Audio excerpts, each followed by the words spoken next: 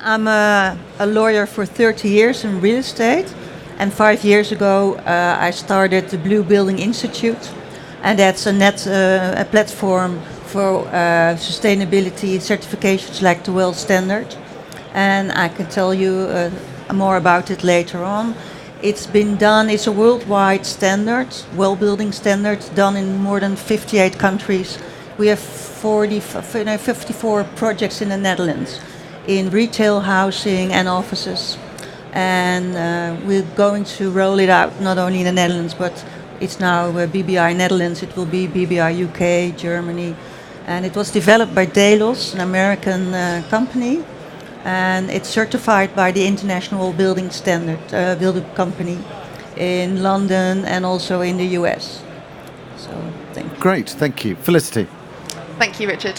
I'm Felicity Beasley, Head of Client Capital and Investor Relations at CAIN International.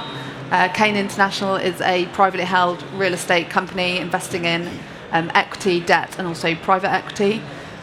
We typically operate in the development construction end of the market, so ESG is something that's really come to the fore in terms of what we're delivering.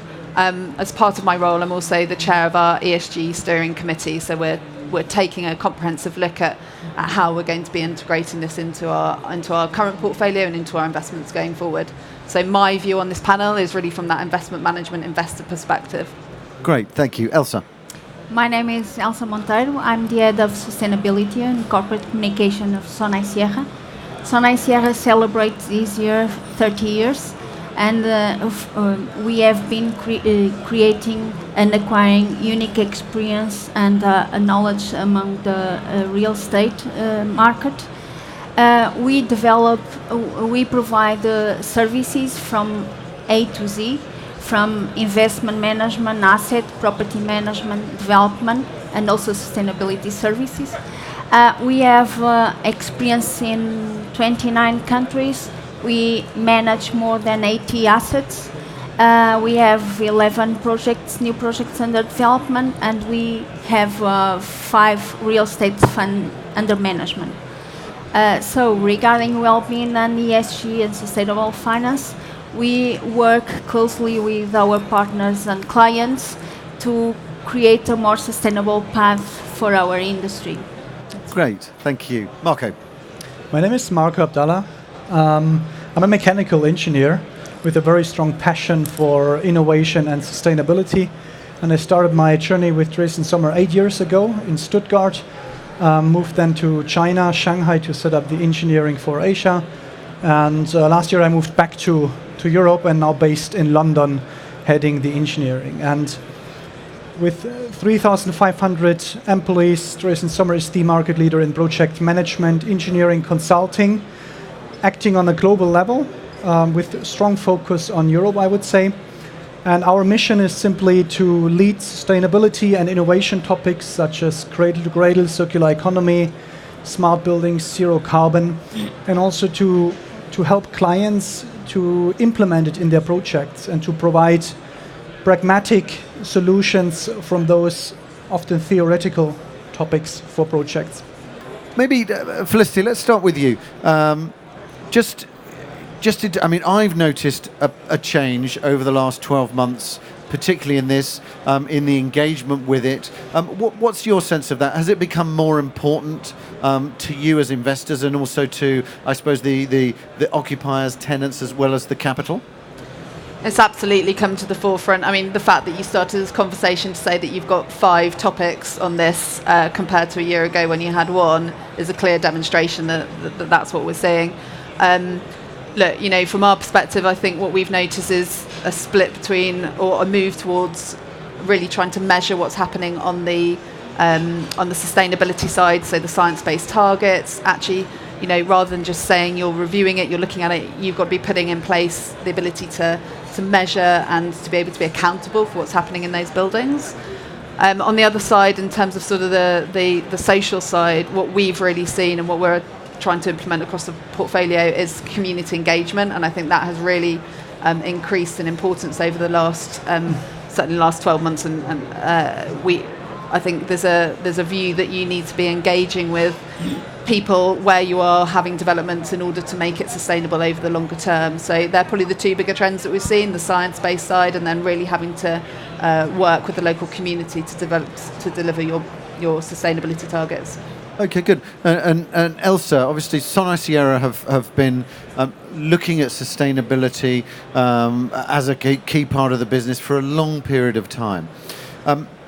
How have you seen that changing? Because there's obviously a discussion about whether or not people are just talking about it, box ticking, or are they actually really doing something? What's your sense of that? Do you think people are making that change? And do you think some of the things that were mentioned earlier in terms of actually setting goals and benchmarking and those things are going to have a difference in driving that forward? Well, for Sonae Sierra, we start in '95 when we became fund members of the World Business Council for Sustainable Development. And for a long time, we felt quite alone in this area, trying to convince our partners and clients to integrate more first environment, then we evolved to more well-being and safety and health and other social items in our business strategy. More recently, this is more in fashion. I think that the burning platform is most from the regulator side, because we saw that at the European level, the European Commission decided to put all the tools they have available to put pressure on the economy, on the society, to enhance performance in terms of decarbonizing the society. So we saw a lot of sustainable finance regulations starting appear and focus on targeting mainly the financial sector. And I think putting the pressure on the side of the money comes from, it will help to put pressure on the rest of the economy to do something. Okay, good. I want to come back to that as well, because I think that's a really interesting point about how you actually encourage people, how much of it is that regulation and how much of it is actually that there's a positive response, I suppose, in terms of returns and sustainability of the investment. Alexandra, just wellness was something that had been really regarded as a very, very soft factor. And then there suddenly began to be much more discussion about human capital, attracting the right capital, and how that was involved in winning cities. What's your perception of that? And you're obviously building from the Netherlands and out into a sort of European or global platform. Does that mean that, again, people are taking this much more seriously and building it into their investment? The first thing is there's new regulation, European regulation, so taxonomy, and we have directives. So the investors and our financial institutes must do something about health and well-being, not only energy savings. And then the other part is the end users, they want a healthy building. So it's not that it's only a regulation, but people can choose. And energy savings are 10% of a total business case, but for a big employer, people is the most important thing. That's 90% of your costs. So if you invest, you want to invest in something really sustainable, and that's human sustainability, and not only a little bit energy savings. And there are new benchmarks coming because of new European regulation. So we can look at BREEAM, we can look at LEED, we can look at WELL, but it's about the health and well-being in the surroundings. And it's not only the building, but it's also in between the buildings. So we have also well communities, and that's what you said.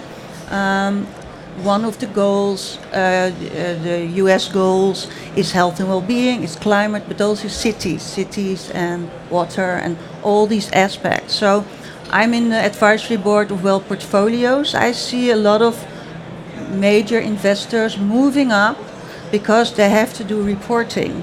And the reporting from GRASP is only, it's not independent. So they're looking for other benchmarks, other certifications. I'm not a favor of Labelgate or you must certify. but certifications are important for transparency. So what the European Commission wants is to avoid greenwashing, what they call. So you need transparency in your real estate, and for portfolio members, it's you can't build your own database. So data is very important, data analytics, and what we do with our platform is to connect not only the real estate community, but also people from the data world and health insurance companies. Because in the Netherlands, there's a lot of money, I think 180 billion a year, which is spent on healthcare. But if you spend it in a right way, also in your surroundings, you can make a better investment in the end, for in the end, the end user, and it's also better for the value of your real estate. So we have also access to a lot of reports from the US, and it's done 5 years ago already.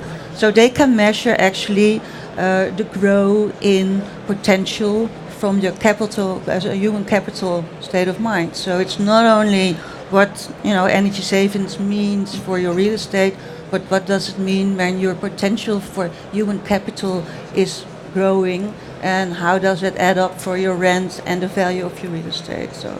Okay, good. And Marco, obviously, aside from coming to London, your carbon footprint today must be very small, given that you're just there. From an engineering perspective, how do you see this? How much of it is innovation driving it? And also, what are the demands that you're seeing in the market in terms of the trends? Well, I didn't come from London, just came from holiday on a stopover, so it's not that bad. But still, what we see is that I think last year it started this huge momentum on sustainability, especially regarding carbon. I think our best business developer was Greta Thunberg, who really kicked off a movement. The thing is now architects declared for climate emergency in early this year. Investors are pledging for zero carbon. Now everyone is somehow committed to it. But the interesting part will be who will really act and who will deliver.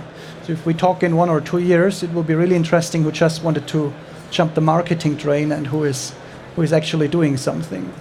So the trend, the biggest topic we currently see is circular economy, because we recognize that the problem regarding sustainability when it comes to waste and carbon is a material problem, and there is currently not really a solution for it.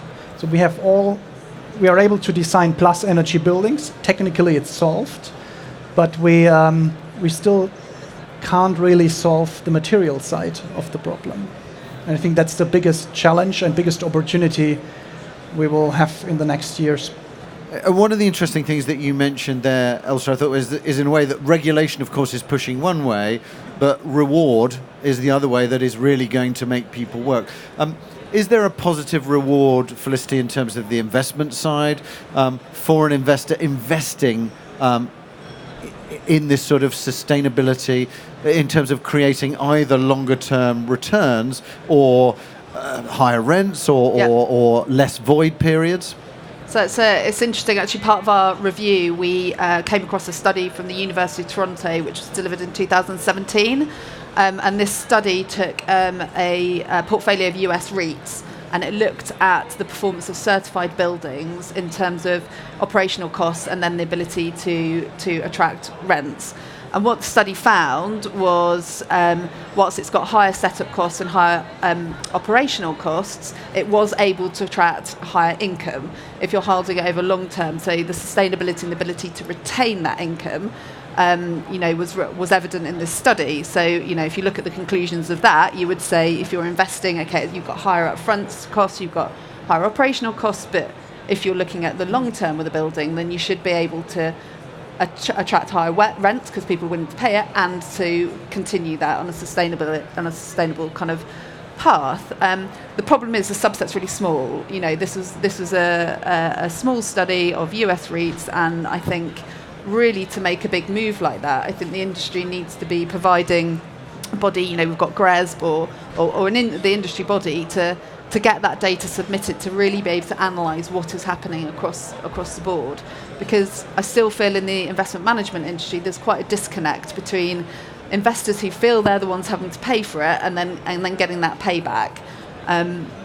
You've also got to think about different alignment in terms of how buildings are being held. So again, I'm talking investment management hats, but there are different hold periods and time periods. You know, is a investor who is going in to develop an asset or reposition an asset on the basis of an IRR rental growth strategy to exit in 3 to 5 years going to want to invest in that upfront cost? Because it's not their problem once they've sold it. You know, that goes on to the next part. And I think, you know, that kind of mismatch until you've probably got those regulatory support which forces the issue, you're always going to sort of struggle with that kind of mismatch. And I think we're sort of grappling with how that really is going to play out in the long term with investment managers.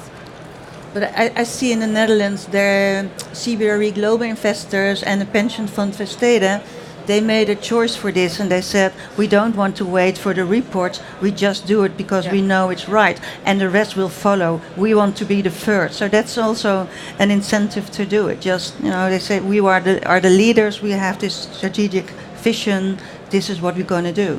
That's great. And that's great to hear. Don't and wait for the end. Sorry, go ahead. No, don't, because there are a lot of reports. You have a small one from 2017. We have it from Stoke. It's from San Francisco from last year. So, but how many reports do you need to be convinced that it is really necessary, but also, adding up? So it's. And how much of this is being driven from the tenant side, particularly if you're looking at retail? Is there a drive from the retailers in terms of wanting to have sustainability criteria as well, so that they're then driving you more in your shopping centres, or are you more driving that agenda? We are driving the agenda. Retailers are not like the office occupiers, where the specific companies, they have their own agenda on sustainability, so they want to demonstrate occupying premises that have higher sustainability standards. Retailers, they are more focused on criteria that support their business to develop, like location. So we were driven the agenda, and we were doing it because we think that there is a business value for the owner of the assets.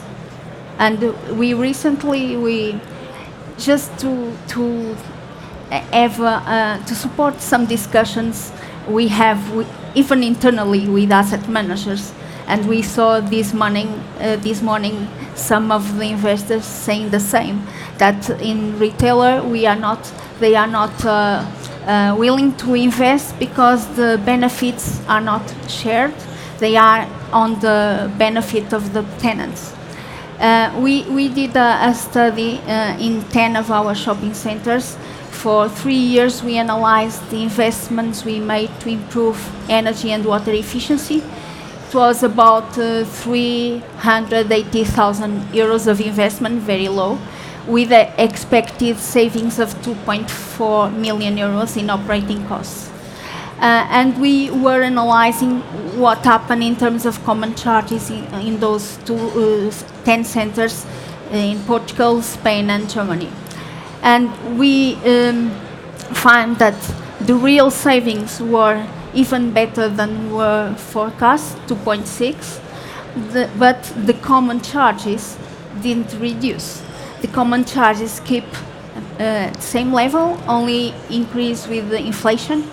And the amount of savings were supporting other kind of technical and marketing activities. And then we have a strong correlation between visitors' satisfaction with this kind of investment, not correlation between tenant satisfaction.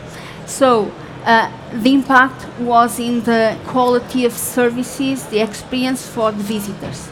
We also analyzed what if we did not invest on those measures. And we have information and data that prove that is a relation between traffic, people and cars, sales and weather, weather temperature, and what the energy and water consumption. So we analyze these 3 years, and if nothing will be is done, the consumption will increase 1.9 million euros plus. So to accommodate this increase in the common charges, or we have to reduce other items, or we have to make discounts to the tenants to make the effort rate at the same level. So if it was the case, the discounts would be increased 30%, and that means the owners will receive less 4% in rents. So this has impact on the asset value, and is not a benefit for tenants. It's a benefit for the entire building and investors.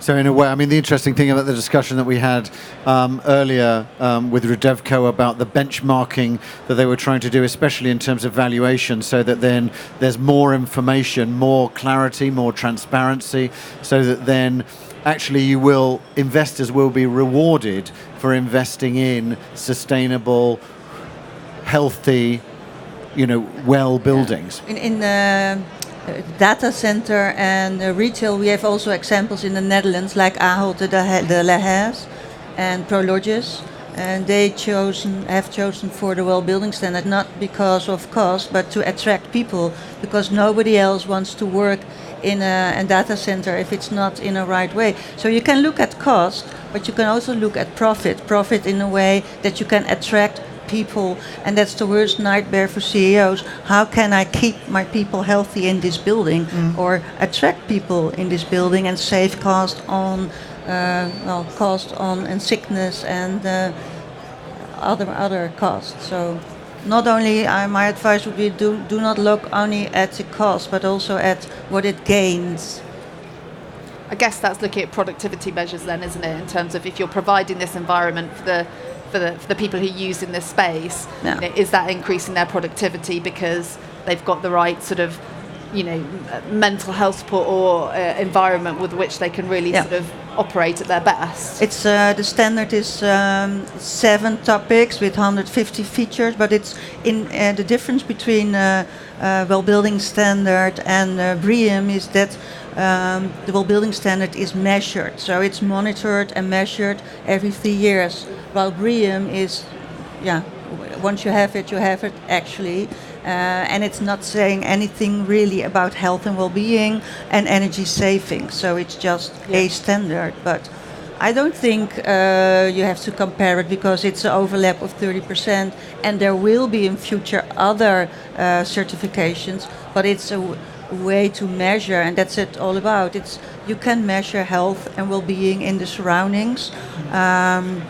There is a Belgian company, Factor 4, and they spent lots of millions of euros from the European Commission to develop a measurement, how you can measure the productivity of somebody in the surroundings. So there's so much more techniques going on. It's not only the light and the heat you can measure, but actually also your potential to do better work or better environment for housing. And I think there's huge amounts of innovation going into that, and we'll see that coming through in the next few years. Just what I wanted to come to you, Marco, because obviously there's new build where you can put in a great deal of innovation, technology, and you mentioned there that you can make them carbon positive, which is great.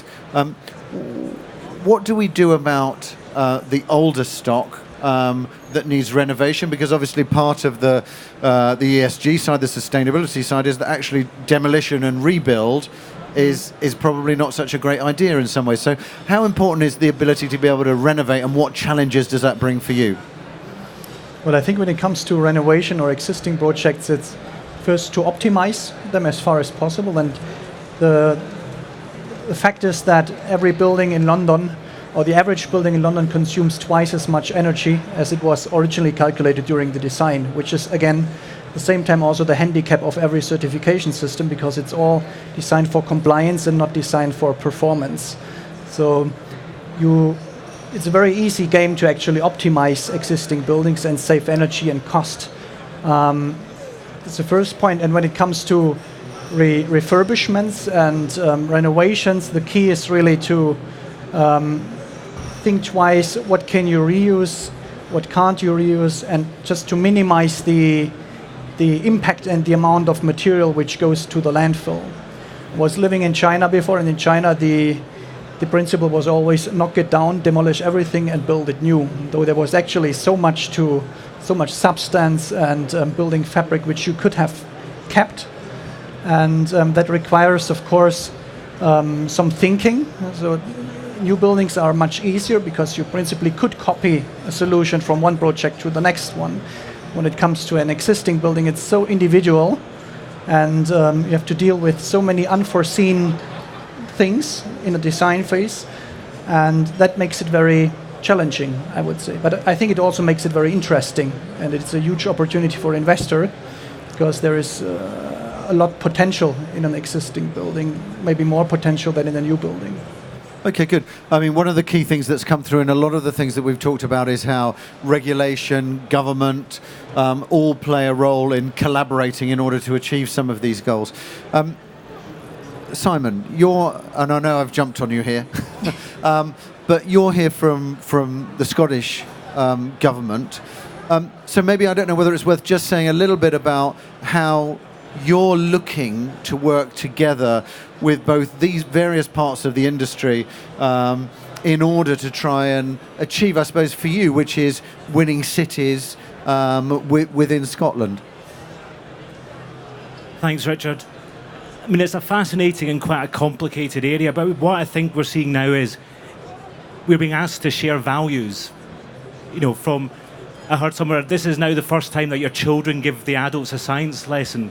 And what we're seeing now is we have to share the values of the workforce of tomorrow who are demanding sustainability in everything we do. When you can see over the last 5 years how the demand for basement car parking spaces in city centre offices has completely gone. Yeah. It's all about bike provision. Yeah. And that's like the start or an early sign of this trend.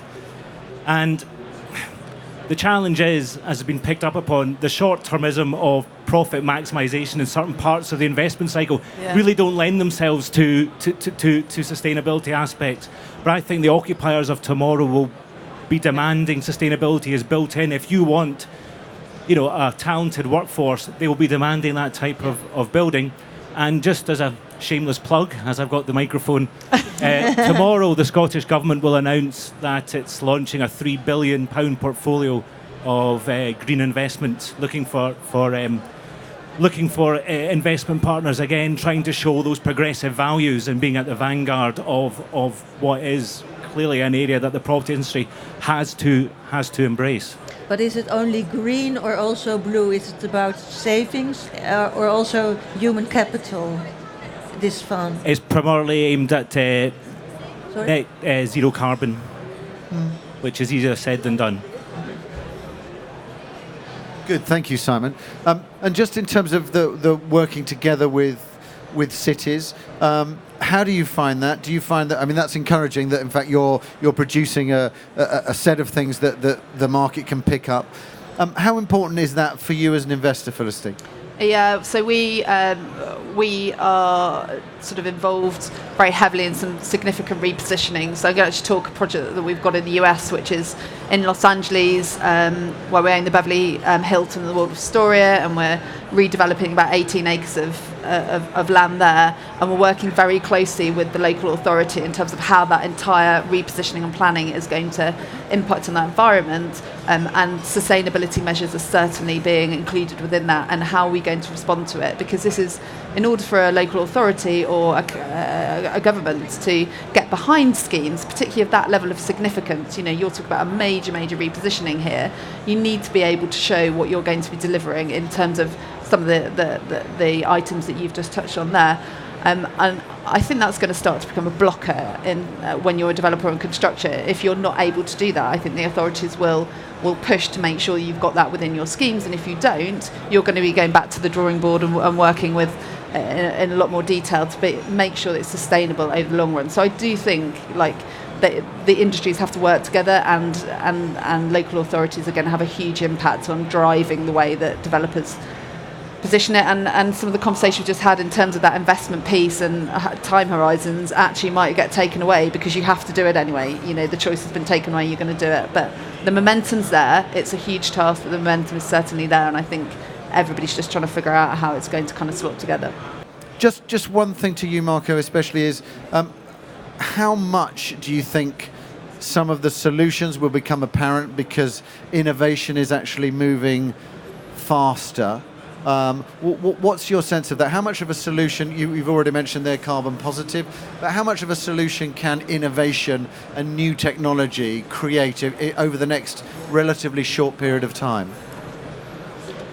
Well, I think we are the next revolution in the building industry will be the circular economy, because it's not a label. I think the labels, they don't solve our problems. It needs to be a new approach how to tackle the problem, and the problem we see is the waste problem. 60% of waste in the UK comes from our building sector. 40% of CO2 emissions is related to our buildings, and half of the CO2 emission is embedded in materials. So I think there is currently a tipping point in circular economy where suppliers start to realize that they have to develop products, because the market is starting to ask those cradle-to-cradle products, and suppliers develop them. They offer them through leasing models, which will probably also one part of the future in real estate, that you don't own the building, you lease it. And I think in the end also the investors actually start to see a huge potential in circular economy, because a normal building at the end of the life cycle is a liability. You have to call the guy from the landfill to demolish it and take it away, whereas a cradle-to-cradle building still has a raw material value, so you can sell the materials, you can reuse components. That completely impacts the asset value, and we have seen investors who really jump on the topic, and they were able to achieve a much better funding for their projects, because the building at the end of the life cycle is still an asset. Okay, good. We're actually almost at the end of our time, so I've just got one last question, which is, so when we're back next year, what do you think is going to be the biggest topic? How far will the market have moved, just in terms of relation particularly to wellness, ESG, these topics? What do you think we'll be talking about most next year, Alexandra? I think joint ventures. I see unusual joint ventures like McDonald's working together with Ahold. I see Microsoft working, it's more an IT company now, working with real estate sector. I see insurance companies working with the real estate sector. I see more integration and not a fragmentation. So you need to work together, public-private, but also between companies. Why do you need your own healthcare system or your fitness center if in a neighborhood like Schiphol everybody has one, but you can share. So sharing and working together. And I think next year there will be more projects in which this health is included. Yeah. Definitely. Great, Felicity. I think we're going to be really thinking how we address some big topics. You look at the news and there's this climate change initiative, shutting down cities, demanding answers for this. I think we're going to be talking very much how we're responding to that and taking on board.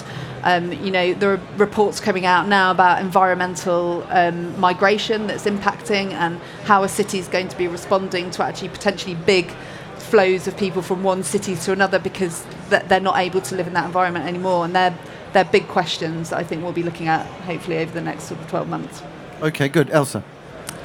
I think more investors, mainly institutional investors, will incorporate within their business sustainability criteria, more focus on sustainable investment. But to be quite honest, I think next year we will be talking about the same.